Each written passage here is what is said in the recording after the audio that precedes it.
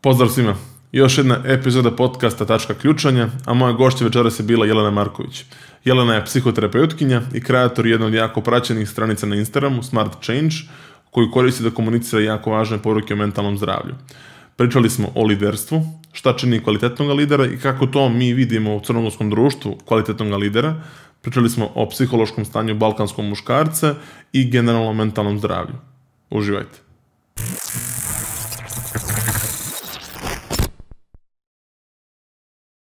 Jelena, dobroveče i dobrodošla u podcast Tačka ključanja. Hvala, baš hvala na pozivu i bolje te našli. Ne znam da si pratila do sada naše epizode, inače u ovom podcastu obrađujemo teme aktivizma, lične odgovornosti, nekog angažovanog djelovanja i samim tim jako često pričamo o sistemu, o ministarstvima, o resorima koji treba da pokrenu neke promjene. Sad, iza tih sistema i ministarstava stoje ljudi i kada kažemo ljudi, znači jako često bi mislili i na lidere. Ajmo ih nazvati političkim liderima i samim tim bih htio, to je neko moje prvo pitanje, taj koncept lidera. Kako to je viđenje naše crnogorske ili balkanske percepcije lidera? Što ono za nas znači? Kakve karakteristike mi tražimo da bi prepoznali nekoga kao lidera? Mislim da odgovorim prvo na ovo posljednje, to je kakve karakteristike tražimo da bismo prepoznali. Rekla bih da očigledno tražimo ovo što imamo, zato što ipak živimo u demokratskim sistemima gdje konstantno postoji jedan određeni pool ljudi i mi stalno od tog istog pula pravimo neke male varijacije gore dolje i to je to. Ono što različita politička istraživanja pokazuju jeste da u zavisnosti od toga koliko je neko obrazovan, da li živi u gradu, na selu i tako dalje, ljudi imaju određene preference koje crte ličnosti vole. Sad ja bih voljela da se više dotaknem te priče iz nekog psihološkog ugla, malo manje iz ugla ovih političkih, zato si tu. političkih teorija, tako je, zato sam i tu. Mislim da kolektivno na Balkanu, ali da pričamo o Crnoj Gori, osjećamo jednu jako veliku nesigurnost. I onda što smo nesigurni, to nam više treba neki lider koji zna šta radi, što je potpuno logično. I mislim da smo manje spremni da uslovno rečeno eksperimentišemo sa nekim savremenim konceptima liderstva. Jer na zapadu se već jako puno priča o empatiji, o autentičnosti, o ranjivosti kao važnim nekim crtama ličnosti za adekvatnog lidera, ali kad pričamo o političkom liderstvu, mislim da nismo još uvijek kao društvo zreli da eksperimentišemo dovoljno sa tim, jer smo u stanju gdje se osjećamo jako nesigurno. Mi smo ipak jedna zemlja koja nije previše razvijena, nije previše bogata, ekonomske teme nas i dalje jako opterećuju i prosto mislim da onda ipak kao društvo težimo nekim malo tradicionalnim vrijednostima, tradicionalnim ne u smislu patrijarhata, mada pomalo i to, ali tradicionalnim crtama ličnosti, odnosno liderima koji imaju tradicionalni način upravljanja i vodstva. Kad kažeš nesigurnosti, vjerujem da misliš na tu neku fizičku primarno, onda i psihičku nesigurnost, onda da težimo i možda i svjesno i nesvjesno ka nečemu što će nas sačuvati. Nedavno jednoj od obuka koje se držala, na kojoj sam ja participirao, pričali smo o liderstvu, pričali smo također i o momentu asertivnosti, koji je pojam koji smo obrađivali, ti si ga objasnila na razne načine, mi smo dali naše neke odgovore. Evo možda za početak za gledalce da prvo definišemo šta je pojam asertivnosti, pa ćemo se dotaći kako to ima veze sa liderstvom i našom percepcijom liderstva. Možeš dati neku tvoju kratku definiciju same riječi asertivnost? Asertivnost je način komunikacije i pristup različitim interakcijama u međuljudskim odnosima gdje ja sebe uvažavam, tretiram sebe kao nekoga čije potrebe su bitne, u kontaktu sam sa svojim emocijama, sa svojim željama i istovremeno tebe kao svog sagovornika uvažavam, poštujem, mogu da napravim neki prostor za neslaganje između nas dvoje, ali i dalje smatram da si bazično ti kao ljudsko biće ok. Dakle, asertivnost je jedan način komunikacije gdje sa poštovanjem nastupam i prema sebi i prema tebi. To je najkraći opis. I to je ono što, tad se meni javilo i to pitanje, koliko je, znači mi imamo jednu komponentu što je nedavno i neko istraživanje o mladima u Crnoj Gori istaklo, tipa oko 20% mladih bi vjerovalo, bi potencijalno išlo ka diktaturi kao izboru, kao ličnom izboru, jer opet se dotičemo i te sigurnosti i kako nam je budućnost, ka čemu planiramo. Ali ima i taj drugi dio koji je meni interesantan, da li ima neke krivice u tome što mi jako loše ili lošije definišemo te karakteristike lidera i ono što je u stvari asertivno, što je kvalitetno, što treba da tražimo u liderima, mi dešifrujemo kao agresivno, kao pojavno, kao da ne kažem mušku u ovom trenutku I to nam znači neku sigurnost, ta neka prezenca više nego što ima ona krije za sebe. Da li išta vidiš u tome da možda samo loše definišemo koncepte? Interesantno pitanje, interesantan mi je način iz koga posmatraš, ali jedna riječ koju si nekoliko puta izgovorio, koja mislim da je jako važna za ovu priču, je riječ sigurnost. Potreba za sigurnošću je jedna od osnovnih ljudskih potreba. Jednom kada zadovoljimo neke svoje osnovne fiziološke, biološke potrebe, odmah sljedeća kategorija po bitnoći je da zadovoljimo svoju potrebu za bazičnom sigurnošću. I pod sigurnošću možemo da podrazumijevamo neku fizičku sigurnost, dakle da živim negdje gdje je bezbjedno, da mogu da prenoćim negdje gdje mogu da zaključavam neka vrata i tako dalje, ali i psihološku bezbjednost, što znači da živim u nekom sistemu gdje osjećam slobodu, da mogu da kažem što mislim, gdje nisam u nekom konstantnom strahu, gdje nisam u konstantnom grču, nego prosto da znam da sam ja kao građanka ove zemlje sigurna. I imam osjećaj, ali opet ovo je samo nekako moj utisak koji je možda više malo utemeljen na mom iskustvu rada sa ljudima nego što sad nužno se pozivam na neko istraživanje. Imam osjećaj da što manje imamo tog osjećaja psihološke sigurnosti, koji je nenormalno važan, da to više imamo potrebu da nađemo nekoga ko će da bude neka velika figura koja će moći da nas zaštiti.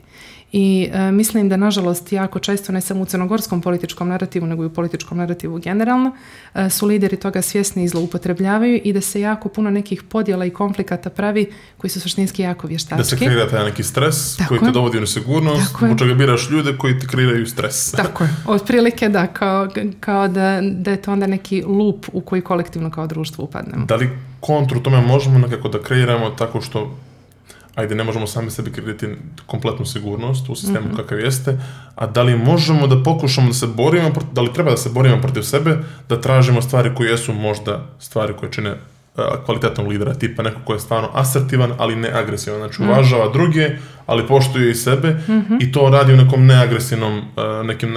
neagresivnom pristupu. Da li je to jedan od odgovora ili moramo prvo zadovoljiti neki osnovni Da li je jedan od odgovora? Da. S tim što ja mislim da veću odgovornost nose oni članovi društva kojima je udobnije i bolje, zbog toga što su oni sigurniji, ali da se po pravilu dešava da ljudi kojima je zapravo bolje su mirni i tihi jer neće da talasaju, ne bi da rizikuju da izgube svoju bezbjednost. Jer ne možemo očekivati od nekoga ko radi za neku jako smiješnu platu, neuslovno, ko nema normalan ugovor o dijelu, ugovor o radu i normalno svoje neka osnovna radnička i ljudska prava ispoštovano, da očekujemo od toga nekoga koji je u stanju potpune nesigurnosti, da stane i da razmišlja i promišlja i da na ovaj način gleda kaže ok, ipak neću, ući ću u neki rizik i bit ću ranjiviji. Mislim, možemo da očekujemo, ali manja šansa. Ali ljudi koji imaju veći stepen sigurnosti, mislim da bi trebalo da nose i neku veću odgovornost, da se odmaknu od nečega što je klasični način i razmišljanja i biranja i da prosto pređu u neku sljedeću kategoriju gdje će kod lidera mnogo više cijeniti asertivnost, a ne agresivnost. Pa ja bih rekla psihoterapija kao kolektivna psihoterapija za rješenje političke krize. Ali moramo savladati neki strah koji imamo. Prirodno je da se plašimo. Prirodno je da mi nije svejedno ako ću sada da dođem i da potpuno rizikujem i da biram nekog novog ili da se ja izložim da sad budem neko novi na sceni. Ali vježbanje neke emocionalne samoregulacije i biti u kontaktu sa sobom, imati sposobnost da otrpimo određenu nelagodu koju sve te stvari nose i da ipak uradimo ono što je u skladu sa našim sistemom vrijednosti, mislim da je jedna od osnova zdravog društva i zdravog pojedinca. Pričamo logično o mentalnom zdravlju i ti ko svoju jako popularnu, ja bih rekao, Instagram stranicu promovišeš neki od koncepata na koji ljudi mogu da te zaprate, ili tako? Tako je. Zove se Smart Change. Tako je. Kada se pokretala tu stranicu, kakva je tvoja vizija bila? Da li si vidjela neki specifičan uspjeh ili si jednostavno htjela da budeš i da komuniciraš neke od ovih stvari koje su potrebne da nam osvijestiš, da nam cijeli taj jedan sektor psihologije osvijesti u nekom dnevnom scrollanju? Da, stranica je krenula tako što ja u početku nisam baš znala do kraja što radim, kao i većina ljudi koja nešto počela. Mislim, ne znam si li ti znao šta radiš kad si pokrenuo podcast ili... Imao sam neku ideju, ali ja sam samo rekao, pustio sam da vidim kuda to može da ide. To je to, mislim, svi su početci tako, bila sam jako znatiželjna.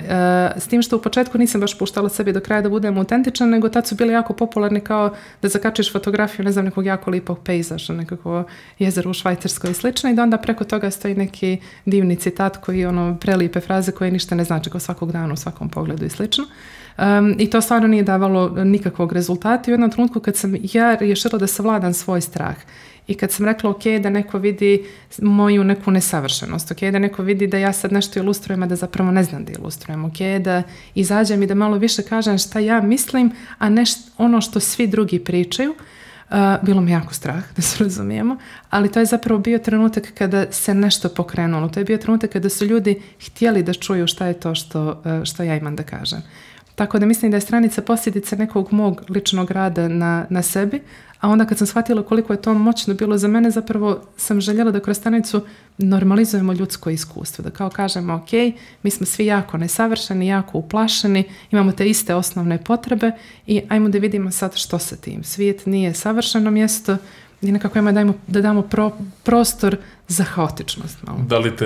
Da li se fokusirala na generalno koncepte koje obrađuješ tokom svojih postova ili obrađuješ možda Crnu Goru specifično, nešto što si izvukla iz svojih sesija, studija? Rekla bih da je 90% neko iskustvo koje sam izvukla iz svojih sesija, iz psihoterapija i rada sa ljudima i puno tema o kojima tamo pišem su zapravo teme sa kojima ljudi dosta često dolaze i koje ljude univerzalno tište. Sad ne bih rekla da je to usko vezano samo za Crnu Goru, jer negdje čini mi se da svi ljudi globalno muče nas ipak neke iste boljke. Da li možda da vidiš na onom profesionalnom dashboardu na Instagramu, koja je raspodjela muškog i ženskog koji te prati? Da, i to je jako interesantno. 95% su žene moji pratioci. I to me dovodi do ono što je možda i bit, ono što je meni najinteresantnije u cijeloj ovoj priči, jer pričali smo o liderima, mi možemo pričati satima o političkim liderima i šta njih sačinjava i koji bira i da su oni refleksije i nas, sa našim nesigurnostima biramo ljude koji imaju svoje nesigurnosti, ali opet imaju neku svoju aroganciju, da su sigurniji dok pričaju i kreiraju neku retoriku. Jako često su ti politički lideri muškarci. Tako je. Zbog čega, da li je to zbog nekih tradicionalnih vrijednosti koje mi nosimo, da li je to zbog te nesigurnosti, pa onda idemo ka tom velikom čovjeku koji će da nas spasi, da li je to što je naš koncept lidera muška osoba, pa da se trudimo se borimo protiv toga i da pokušamo da biramo neke karakteristike koje su univerzalne. Kako vidiš ti situaciju, opet prvo pitanje, ali sam možda sa ekstra bojom, kako ti vidiš naše posmatranje muških lidera u Crnoj Gori? Zbog čega gravitiramo toliko ka njima, šta nas, u suštini, da li smo zarobljeni u nekom tom psihološkom segmentu ili koji je razlog zbog čega gravitiramo ka njima u suštini? Mislim, kao u jednoj riječi razlog je patrijarhat. Kao to je, mislim da generalno ako posmatramo Crnu Goru kroz istoriju, nema žena liderki. To je koncept koji je ipak karakterističan za posljednjih 30 godina otprilike crnogorskog društva. I neke kolektivne navike je jako teško mijenjati. To prosto je činjenica. S druge strane, nisam sigurna koliko su žene u ovim uslovima, u ovoj klimi uopšte motivisane da se bave politikom, jer mislim da u startu imaju jako nefer uslove i da ulaze na teren pod okolnostima koje su dramatično brutalnije. Kod muškaraca je javni narativ šta je rekao, kod žena je javni narativ kako je izgledalo, šta je obukla kada je otišla prvi dan na novi posao i tako dalje, s kime je bila i slično, što su teme generalno kojima se društvo manje bavi kad su muškarci u pitanju i jako je nefer i jako je teško za ženu u startu. A onda negdje i postoji to da mislim da i dalje kao društvo, nažalost, imamo jedno duboko uvjerenje da žene ipak ne može baš tek tako dobro da vodi, da su žene mekše, empatičnije, da su njihove odluke više obojane emocijama, da su muške više obojane racijom i tako dalje. I da društvo prosto, čini mi se u ovom trenutku, i dalje nije spremno za žene u politici u onoj mjeri u kojoj preferira muškarci. Ono što mislim najsimpatičnije jeste što je, i slažem se, da karakterišemo muškarce. Ja sam, pričam iz svoje perspektive, opet posmatram, imam mušku perspektivu na sve to, gledam druge muškarce kako komuniciraju, uzmemo skupštinu za primjer, pričamo da muškarci dolazi iz toga racije, da žene dolazi iz emocije, da damo ženama da upravljaju državom da bi to bilo ko zna šta, jer hvala Bogu što imamo toliko kompetentnih muškaraca. Upališ skupštinu, vidiš kako se nasrće, bukvalno se nasrće, znači izlaze iz svojih stolica, dolaze drugome i počinje jedna ulična za malo bukvalno neka, znači tuča da ne kažem, odakle to dolazi. Kao da to žena uradi ženi, pričali bi jednostavno stvarima koje se pomenuli, to bi imalo smisla, kao to bi očekivali u svijetu gdje je skupština 95% žena. To bi očekivali po nekim tim stereotipima, ali mi bukvalno gledamo suprotno. Gledamo Tako. afektna, emotivna ponašanja muškaraca zbog XYZ, sad ne znamo. I gledamo jedan užasno nizak stepen samoregulacije. I da se žena ponaša na taj način, bilo bi da je histerična ludača trebali da dobije, mora da je u menopauzi, hormone i tako dalje, ali kada muškarci to rade, onda baš je bio isprovociran, on jako brani svoje ideje, ideale i slično. I potpuno je nebitno ko je. Dakle, nebitno je da li mi pričamo o nekome koji je predstavnik ove ili one partije, to je kolektivno prosto tako. A muškarac, hoćeš kad plane, mora on malo ipak vidjeti kako je poludio. Ali žena ako malo promijeni ton, odmah je trebali da dobijaš. I jako je poražavajuće, ponižavajuće je u krajnju ruku. Nemam objašnjenje zašto je to tako i zbog čega do te mjere preferiramo da gledamo muškarce koji su jako loše regulisani, s druge strane žene koje generalno, barem u javnom narativu u Crnoj Gori se sve ukupno, mislim, ipak pokazuju malo veći stepen regulacije, njime se kao svaka riječ je pod lupom. I da li postoje neka istraživanja, možda ne na crnogorskoj ravni, ali na ravni Balkana, da li postoji kakva psihološka pozadina koja se istraživala? Postoje istraživanja, čitala sam malo generalno kao pripremu prosto za ovaj podcast Štreberski, sam htjela da vidim šta sve ima, šta je rađeno u skorije vrijeme od istraživanja kad je u pitanju mentalno zdravlje, muškarci, emocionalna samoregulacija i generalno sve ove teme. Jako malo istraživanja se uopšte radi o tome. Sasvim šokantno. Naišla sam na jedno interesantno istraživanje koje su radili Poljaci, Piotr Pavlaka i zaboravila sam ime drugoga, nažalost, negdje 2014. godine, čini mi se, o tome kako o mentalnom zdravlju mladih muškaraca, uzorak su im bili muškarci od 18 do 26 godina. U Poljskoj? Ne, nego u Srbiji, Bosni i Hercegovini i Hrvatskoj, te 3 zemlje su bile fokus, a onda u nekim segmentima su proširili istraživanje na Crnu Goru, Albaniju, Sjevernu Makedoniju i Kosovo. Gdje je bila ideja da generalno malo istraže koji su stereotipi sa kojima se mladi muškarci suočavaju, kakva je percepcija muške uloge i kako oni vide šta oni treba kasnije u budućnosti da radi, koje crte ličnosti da razvije i slično, i kakvo je stanje sa njihovim mentalnim zdravljem. I jako interesantno bilo što su svi ti muškarci rekli da muškarac, da bi bio pravi muškarac, treba da bude agresivan, treba da bude veoma racionalan, da se ne vodi emocijama, da ne pokazuje nikakva emocionalna stanja. Mladi momci od 18 do 26 godina. Ovo su neke crte koje je preko 70% njih opisalo kao poželjne kod jednog muškarca, da bi muškarac bio pravi muškarac. I sve kontra tome se percipiralo kao nešto što je nepoželjno, što je ženstveno, što ne ide u prilog jednom straight, zdravom muškarcu. I zaista je tužno kada posmatramo, a mislim da su mlađe generacije puno bolje na tu temu nego da je istraživanje rađeno recimo među muškarcima koji imaju od 60 do 70 godina, i zaista je tužno koliko mladi ljudi rano usvoje šta oni moraju da urade, šta se od njih očekuje da bi oni mogli da ispoštuju neku svoju ulogu u društvu. Tako da ja ovo ne posmatram kao problem tih momaka, nego kao problem kolektivnog društva. Jer naravno da je nama kao pojedincima važno da pripadamo zajednici u kojoj živimo.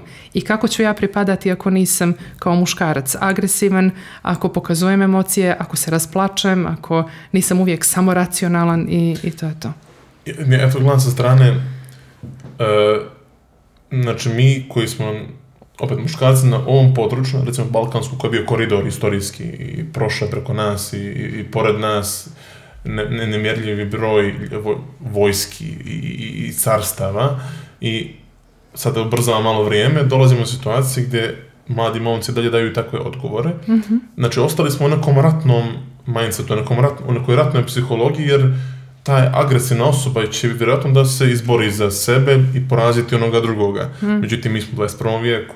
Mi imamo mnoge druge boljke koje više nisu mač i pištolj na dnevnoj bazi, i da se ne borimo za svoj opstanak svakodnevno. I onda taj moment koji opisuju, taj agresivni moment koji je neophodan, pitan su dakle dolazi.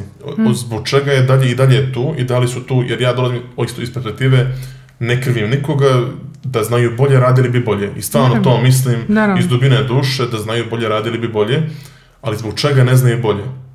Da li to njihovi roditelji nisu znali bolje, nisu htjeli da se edukuju, kao opet negdje moramo prstom uperiti da bi rekli kao odavde počinje promjena.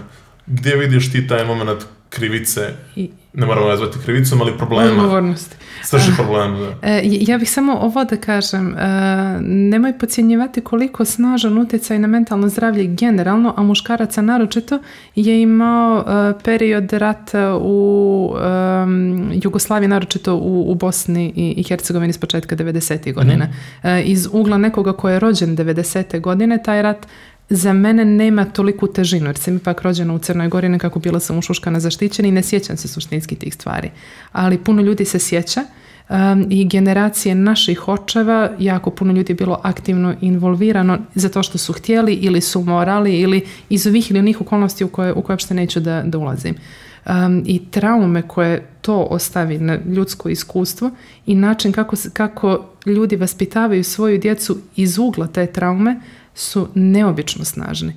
A mislim da se o tome ne priča dovoljno. To mi je simpatično, pričamo o istraživanju. Zbog čega ne postoji istraživanje koje bi to pomenulo, istražilo taj efekat rata 90-ih, kako ljudi koji su stasavali u 90-ima, kasnije dobili djecu, imaju, kako to utjecaj ima? Sigurno sam da ima nekih istraživanja, znači ne bih da kažem, to što ja dok sam se pripremala za ovaj podcast nisam našla previše, ne znači da ih nema. Sigurno sam da ima nekih i pretpostavljam, logično bi mi bilo da su više tih istraživanja radili istraživači van Balkana nego ovdje, prvo zbog toga što to nije bio prioritet u nauci jedno vrijeme jer je trebalo raditi neke druge stvari, a drugo što mislim da prosto neko sa strane tu temu može možda sagledati iz nekog drugog ugla i donijeti i neko iskustvo istraživanja drugih postratnih društava i perioda. Ali meni je mnogo bitnije i tužnije pitanje zbog čega ljudima nije pružena adekvatna psihološka pomoć i podrška, jer mislim da postoji veliki broj ljudi koji idu sa svim simptomima nekih depresivno-anksioznih poremećaja ili nekog PTSD-a koji suštinski ostaje koji suštinski nikada nisu dobili dijagnozu i da nikada nisu potražili adekvatnu pomoć i dobili adekvatnu terapiju, bilo kroz formu psihoterapije, medikamenti ili neka podrška zajednice. Da li takva osoba može, neću reći lako, ali može li da uopšte da vidi da je u problemu? Koliko je ona limitirana da vidi da mu treba pomoć i da ima mogućnosti snage da je potraže kontra nekim stereotipama našim, da ko potraže pa pokazuje karakteristike one druge grupe koje više nisu ni lideri, nego su... I to je jako interesantno pitanje. Kada posmatraš statistiku, 2 puta je veća vjerovatnoća da će žena dobiti dijagnozu depresivnog poremećaja nego muškarac. Ali ima teorija koje kažu da je to zbog toga što u jednoj velikoj mjeri muškarac neće uopšte potražiti pomoć, a i kada potraži da dijagnostički alati su suštinski neadekvatni za postavljanje dijagnoza iz oblasti mentalnog zdravlja za muškarce. Da su pitanja formulisana na način gdje suštinski mnogo više poremećaja ispituju kod žena, a ne kod muškaraca. To je jedna od teorija zbog čega se to dešava. Tako da ti odgovorim na pitanje, mislim da će muškarac osjetiti sve simptome i da će vjerovatno pokušati sve da što više suzbije i blokira. Postoji puno studija koje dovode u vezu i depresivni poremećaj sa alkoholizmom i PTSD sa alkoholizmom i da su mnogo skloni da na taj način rješavaju pod znacima navoda naravno problem, nego što će suštinski potražiti pomoć zbog toga što postoji jako velika stigma u društvu, zbog toga što nemoj da plačeš, nisi ti tamo neka ženetina, što ćeš da ideš tamo, nisi ti lud i tako dalje, i da postoji jako puno toga potisnutog u sadržaju. I da to dugoročno dovodi do povećane agresivnosti, povećanog nasilja u porodici i generalno rodno zasnovanog nasilja i da se time samo vaspitavaju generacije koje to onda usvajaju kao svoj defaultni obrazac. I to nas dovodi nekako, i opet pominjem tvoju odluku koju se održala nedavno vezano sa UNDP-em na temu liderstva, na temu generalna emocija i prepoznavanja svojih uvjerenja. Opet su u sklop te ekipe je bio većinski mladi i žene. Tako je. I to nije prvi i posljednji put da je takva kompozicija grupe i bio sam opet neki anegdotalni primjer na NLP treningu koji traje od marta do septembra, u grupi je bilo opet, i to je prva grupa sa 5 muškaraca, bilo 20 osoba, inače su jako često to 100% žene. Tako je. I dolazimo do momenta da samo žene i mladi rade na sebi, to jest oni koji imaju najmanje moći u našem društvu, vjerovatno ne bi li se snašli sad onima koji ne rade na sebi. Je li to okej, tako fraziranje situacije? Interesantno je fraziranje i dosta se slažem sa time, s tim što ja to posmatram s jednom ogromnom empatijom, jer prvo mislim da uopšte nije lako poći na psihoterapiju, da nije lako poći na neku obuku, da nije lako reći ok, ja sad imam problem i treba da se suočim i moj problem je, ipak za većinu ljudi je to nešto što posmatraju kao apstraktan problem, kao probudio sam se jutros, tužan sam i kad me neko pita što ti je, sve je formalno u redu, to je apstraktan problem. I ja sad treba da se suočim s tim da imam apstraktan problem, da ga priznam i da onda krenem nešto da radim po tom pitanju. I to je nešto što nije lako, bez obzira na to da li je neko muškarac, žena, mladi ili stari, prosto teško je. Svako koji radi na sebi zna da ne zove se džabe rad na sebi jer ipak nešto što je zahtjevno. Mlađi muškarci mislim da su spremni i otvoreni i to je jedna od pozitivnih nuspojava društvenih mreža što je normalizovalo priču o mentalnom zdravlju i među muškarcima i slično, ali starijim muškarcima mislim da je jako teško, ali da im je iskreno jako, jako teško.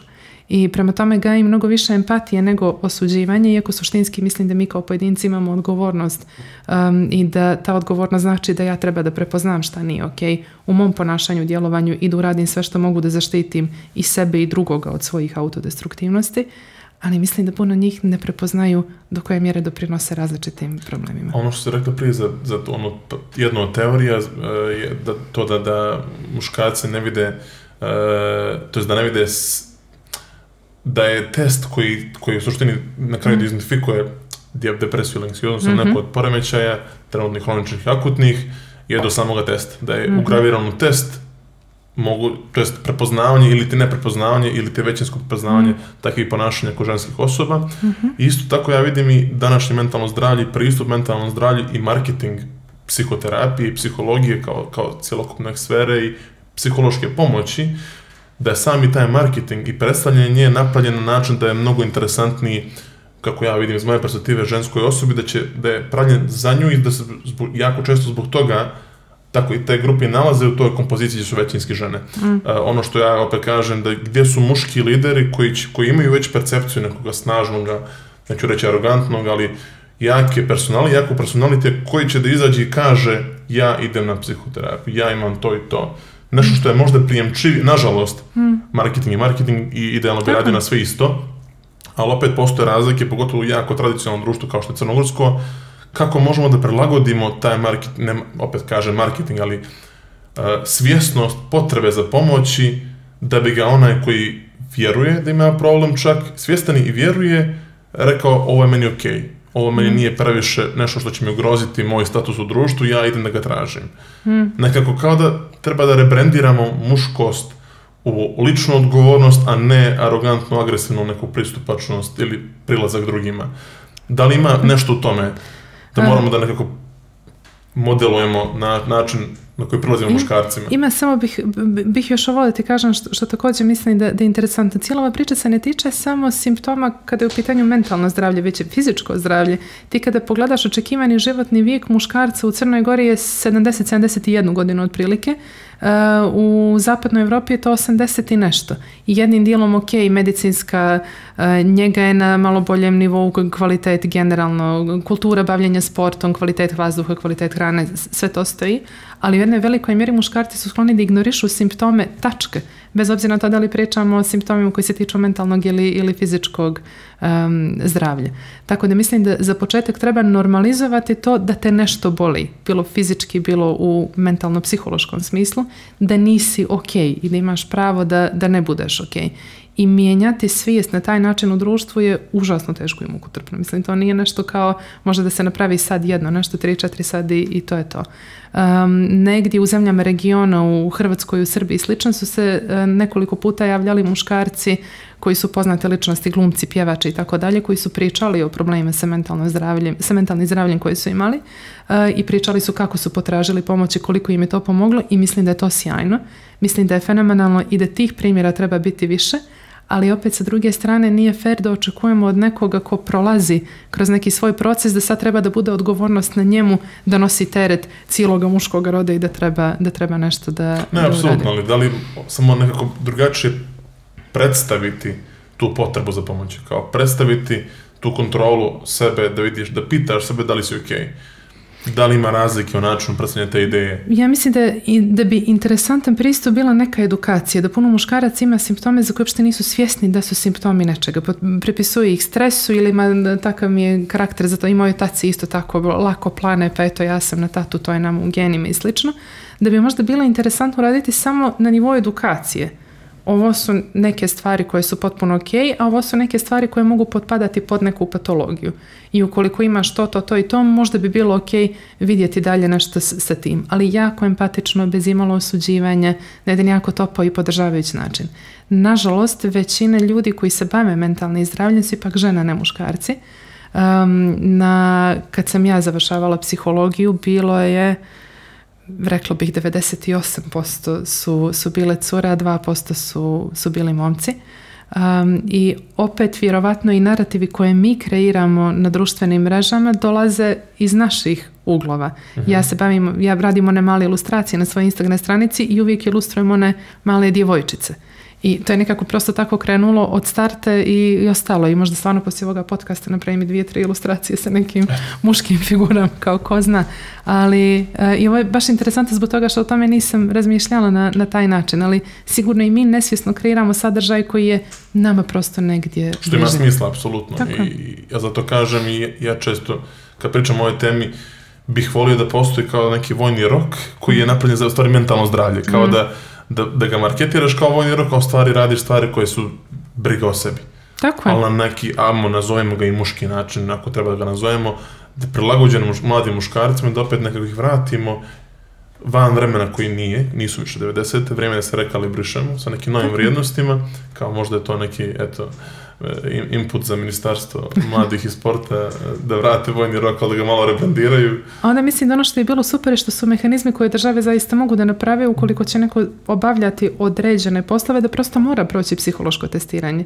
Tako da ti ako radiš neki posao koji je jako odgovoran, gdje donosiš odluke koje mogu da se odraze na veliku količinu ljudi, ok je da postoji neko ko će s vremena na vrijeme doći, popričati s tobom i procijeniti, i to je obavezno. I ja bih voljela da mi živimo u sistemu koji je takav, ne zbog toga što kao svi bi onda oni ostali bez posla, nego dobili bi neku pomoć u nekim segmentima koje trebaju. I ne želim da kažem da je iko lud, svima nam neka treba pomoć. Liderski poslovi su poslovi koji su jako stresni, bez obzira na to koliko često stvari zaliče na cirkus, nažalost, u Crnoj Gori, i koliko ima jako puno stvari koje su meni lično i jako odbojne i sa kojima se nikako ne slažem. Ako pogledamo priču s nekom empatijom, stresno je biti izložen na taj način konstantno, stresno je da moraš da držiš neki imidž, stresno je, pod lupom je sve što kažeš, mislim, puno ima tu nekih dubljih slojeva u kojima mislim da ne razmišljamo i najlakše je osuđivati. Kad posmatraš naše društvo, da li vidiš potencijalno neki, da li smo već u toj nekoj crvenoj zoni ili idemo ka tome, gdje je nešto što može da se izliječi psihoterapijom, prelazi u nešto što mora direktno ide na psihijatriju, u smislu traženja medicinske pomoći, da mi dovoljno dugo držanje nečega u sebi, ne liječenje toga, ti prelaziš nešto što je hronično i što istiskuje možda malo veću pomoć pored psihoterapije. Da li tu ta linija ima smisla danas, da li smo je prešli? Nisam sigurna, da budem iskrena, mislim da postoji određeni manji procenat društva koji ima određene poremećaje iz nekog psihotičnog spektra i tu psihijatar treba da bude uključen bez obzira na to da li je to otkriveno poslije 5 dana od prvog simptoma ili poslije 50 godina od prvog simptoma. Prosto za određene poremećaje psihijatar mora biti uključen od samog starta. I postoji jako puno drugih smetnji i tegoba koje ljudi imaju, gdje uključiti psihijatra nije znak kao da je nešto strašno i da je zapušteno. Postoje prosto ljudi koji od samog starta procjenjuju da je za njih najbolje da potraže i psihijatrijsku i psihoterapeutsku pomoć. I najčešće je to nešto što zapravo i daje fenomenalne rezultate. Ali ako se boriš recimo sa depresijom onako muški, što se kaže, i ne plačeš i ne pričaš nikome i radiš i nastavljaš dalje, anksioznošću, PTSD-im, duži period. Ja bih rekla ako potiskuješ depresiju muški, a ne ako se boriš sa njom muški. Upravo si. Ako je potiskuješ duži period, da li ono u nekom trenutku postaje stanje koje ti ne možeš više pričom da riješiš? I da i ne, nekako opet zavisi od toga o čemu pričamo. Postoje neke akutne depresivne epizode i postoje hronična depresivna stanja. Kada pričamo o depresiji, opet tu treba odraditi procjenu, stepen i tako dalje.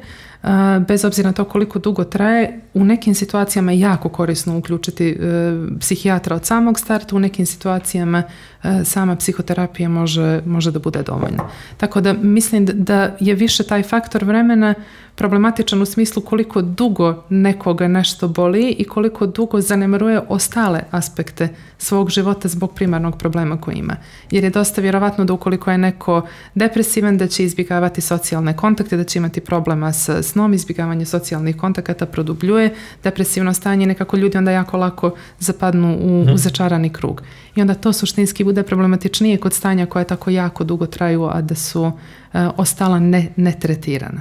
Možda pitanje koje si možda najčešće dobila, da li, kakve promjene vidiš prije korone, tokom korone i sada, kroz svoje sesije, svoje seanse, maltene terapije sa ljudima, kroz neke možda grupne, društvenije pojave, grupne terapije, radiš dosta tih radionica, raznih tema, opet psiholoških tema, kakve promjene vidiš u radu sa ljudima? Nekoliko promjena. Prva i glavna promjena koja mi je najtužnija, mislim da se jako izbrisala granica između poslovnog i privatnog, da je prije COVID-a sjećanja na taj period su me gotovo umagli, ali da je prije COVID-a bilo normalno u 4 popodne ili 5 ili 3, zavisi kad se kome završava radno vrijeme, sklopiti laptop i da je to bilo to.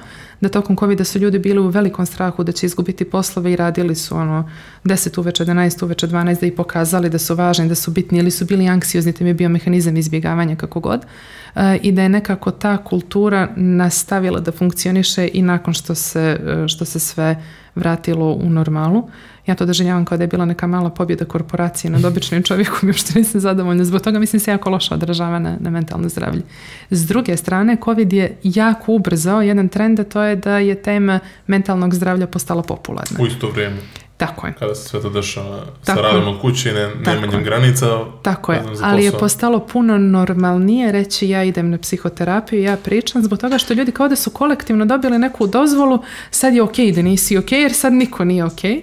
I bilo je ljudi koji su nekako uhvatili taj talas i to im je bio inicijalni okidač da se jave na psihoterapiju i onda su proradili i neke druge teme, tegobe i simptome koje eventualno imaju.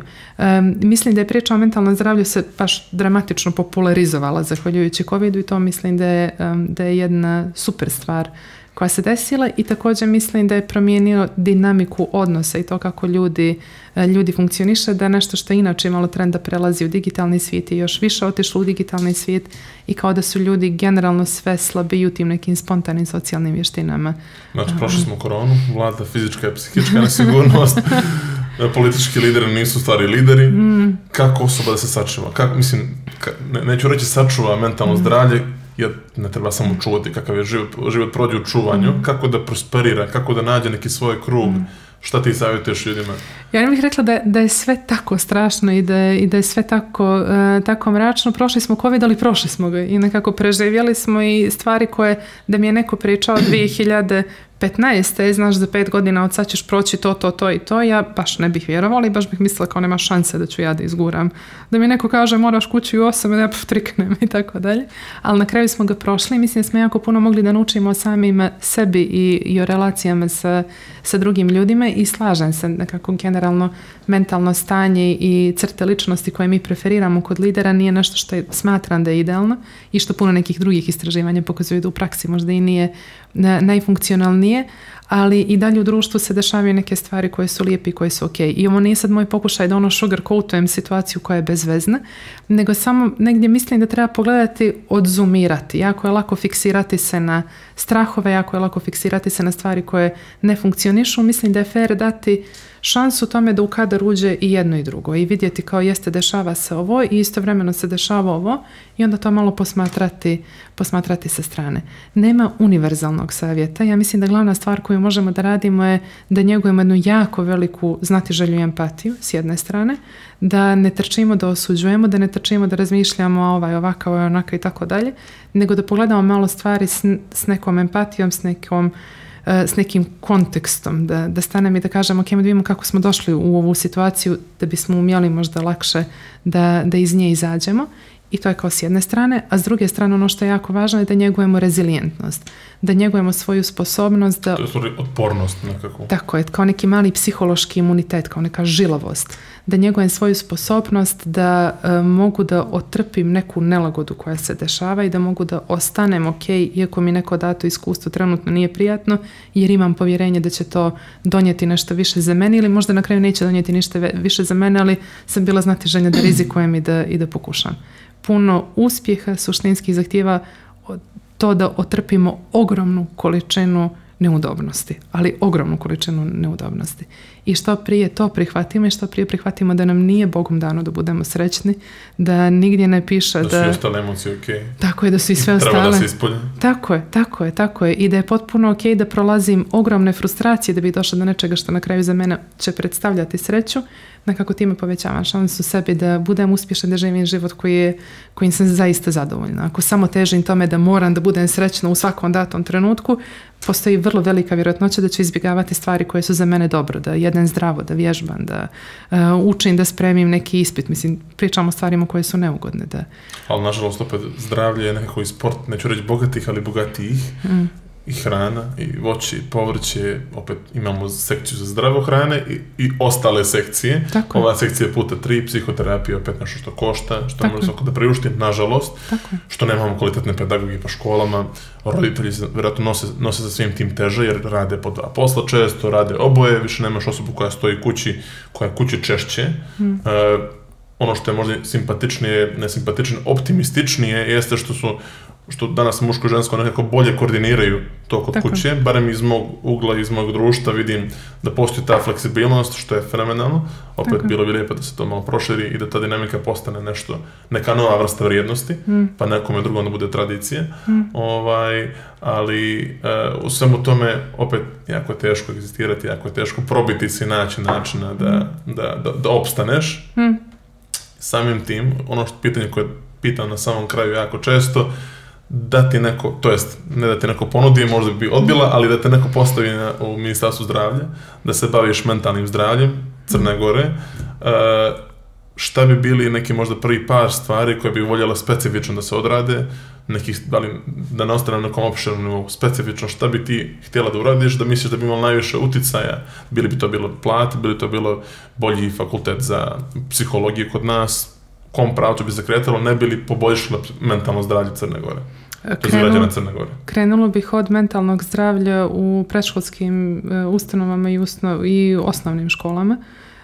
I sigurno bih prvo pojačalo broj školskih psihologa, drugo uvela bih da školski psiholozi obavezno moraju proći više različitih edukacija koje su vrlo specifične za psihoterapijski rad sa djecom i adolescentima i za teme koje su specifične za školsko okruženje.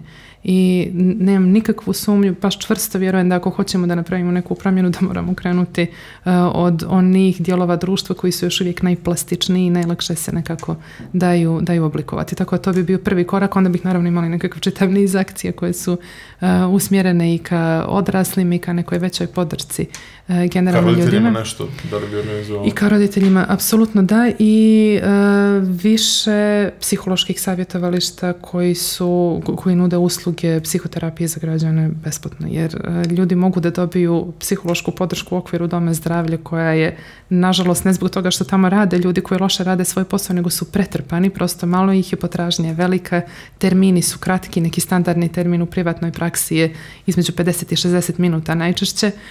Privatno ljudi ne mogu u državnom sistemu ljudi ne mogu da dobiju uopšte toliko vremena. Često nemaju osjećaj dovoljno privatnosti, prostori u kojima psiholozi u domovima zdravlja rade su također često dosta neadekvatni, puno domova zdravlja u nekim manjim mjestima ni nema psihologa koji je redovno prisutan i mislim da bi to bilo dragocjeno. Potpuno se slažem s tvojim komentarom da je psihoterapija skupa i da jeste nešto što nažalost samo manji procenat društva sebi može da priušti i to je jako tužno. Ali je zbog toga bitno da ne krivimo pojedince. Najlakše je reći kao mladi danas su potpuno nezainteresovani, mi smo bili onakvi. Kao da biraju da budu loše, kao da biraju da budu idu kontra sebe. Tako, ili reći žene su pasivne, muškarci su agresivni, a vi su ovakvi, nisu onakvi, nego mislim da treba malo usmjeriti reflektor i krivicu i odgovornost na ljude koji donose odluke u ovoj državi, a to je da je neko donio odluku da neće ništa tu radi na temu otvaranja besplatnih psiholoških savjetovališta za građane i građanke Crne Gore. I to je važna informacija, to je nekako jako bitna stvar oko koje bi ljudi trebalo puno više da se bune i da bude puno značajnije od toga da li je neko Srbin ili Crnogorac. Da li to znači da je mnogo veća odgovornost, nažalost, na porodici i prijateljima, jer u nedostatku ovog tipa pomoći, pa nekako mi kao građani treba više da se opismenjavamo u sferi psihologije, da idemo na obuke, da idemo na radionice, jer čekati na ministarstvo, čekati na sistem da nam nekako pomogne da otvori sve te besplatne usluge, možda čak i nema u sebi nekog kraja, nema rešenja. Nema, mislim da NVO sektor konstantno pokušava da radi neke stvari koje su tu korisne i da s vremena na vrijeme oni nude određenim ciljnim grupama neke, znam da postoji nekoliko je besplatnih psiholoških savjetovališta za LGBT populaciju i za mlade i tako dalje, i tu ponekad postoji i zaista NVO sektor zna da radi neke super stvari na tu temu. Porodice i prijatelji mogu da budu divna podrška, ali ne mogu da budu zamjene za psihoterapiju, kao što psihoterapeut ne može da bude prijatelj niti član porodice. Prosto drugačije su uloge. Mislim da pojedinci kad bi bili malo znatiželjniji bi otkrili da ima jako puno resursa koji nisu toliko skupi, a koji mogu da budu potpuno adekvatni. Na primjer, kada mladi terapeuti završavaju svoj proces edukacije, u obavezi su da imaju određeni broj sati rada koje superviziraju kasnije sa svojim mentorima, kako bi mogli da dobiju sertifikate koji su potrebni za rad. I u tom periodu terapeuti početnici jako često rade psihoterapiju za malo ili nimalo para, jer im je potrebno prikupiti te sati, jer ipak to je nekako... Koliko mi njih imamo koji su trenutno u procesu? Ima ih jako puno i mislim da je bilo baš korisno napraviti neku bazu tih ljudi koje bi se s vremena na vrijeme updateovali. Više puta sam o tome razmišljala na nivou fantazije, nikad nisam stigla se posvetiti tome. Ali bukvalno kao na nivou Viber grupe samo staviti ili nekog spiska u Google Documents, što ne mora da bude nikakva ni fancy platforma ili ništa, gdje bi prosto te informacije mogle da se vide. Ja s vremena na vrijeme na svojoj Instagram stranici kada čujem za nekoga od kolega i koleginica za koga mislim da zaista su pri tome i normalni, fini, divni ljudi, podijelim tu informaciju jer mislim da je to jako korisno. Dalje postoji nekoliko online servisa koji su doduše najčešće na engleskom jeziku, koji nekada znaju da budu besplatni na neki način za kao zainteresovane ljude, gdje mogu da se prijave, gdje mogu za manje novca da dobiju terapijske usluge, ali isto tako psihoterapija je divan način rada na mentalnom zdravlju, ali nije magično rješenje za sve i nije jedini način. I mimo psihoterapije mi možemo da pomognemo sebi i nije kao, ne mogu da priuštim psihoterapiju, ništa. Kao to je to, ja ću se dopustim sebe da patim. Ok, javiti se izabranom ljekaru, ok, dobiti tu pomoć koja se nudi u domovima zdravlja, ok, javiti se psihijatru, ok, reći nekome od porodice i prijatelja da se suočavamo s nekim problemom. Ima jako puno podcasta, ima jako puno YouTube kanala, jako puno knjiga koje nude zaista kvalitetan sadržaj i neke konkretne vježbice koje ljudi mogu da rade. Nekako čini mi se kao da živimo u svijetu koji ima najviše resursa ikad u odnosu na prošlost, kako sam rekla najviše resursa ikad u odnosu na prošlost, ali znaš šta hoću da kažem, kako ljudi mogu da pomognu sebi i da naprave neke konkretne pomake na temu mentalnog zdravlja. Ima i postoje resursi, pisanoj formi, u podcast formi, ali dalje osoba na osobu, 1 na 1. Naravno. Par excellence, jednostavno ono što najviše radi, najbolje radi, ako dođe do pomoći i najteže ćeš odustati, jer ćeš mnogo brže vidjeti neki napredak.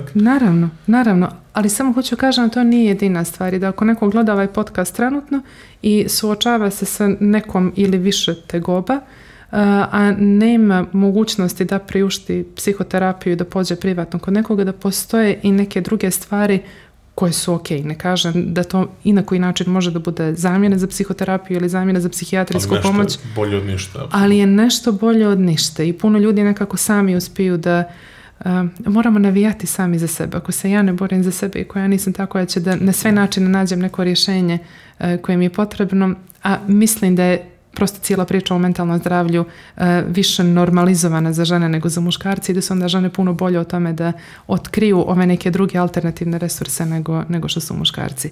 kao interesantnoću na tu temu bih htjela da kažem da trenutno ako pogledam strukturu mojih klijenata 50-50 je odmjer muškaraca i žena.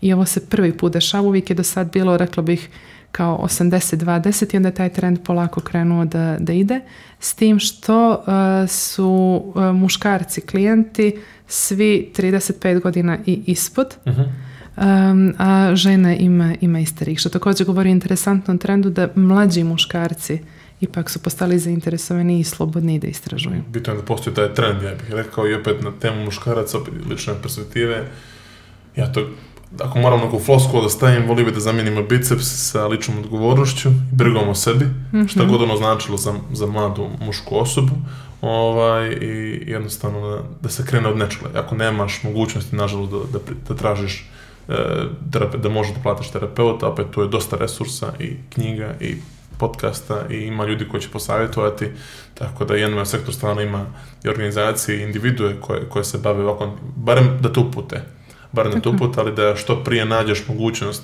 nekako da potražiš pomoć, prije ćeš doći do situacije gdje ćeš ti biti u miru sam, barem u većem miru nego što si bio prije. Tako je.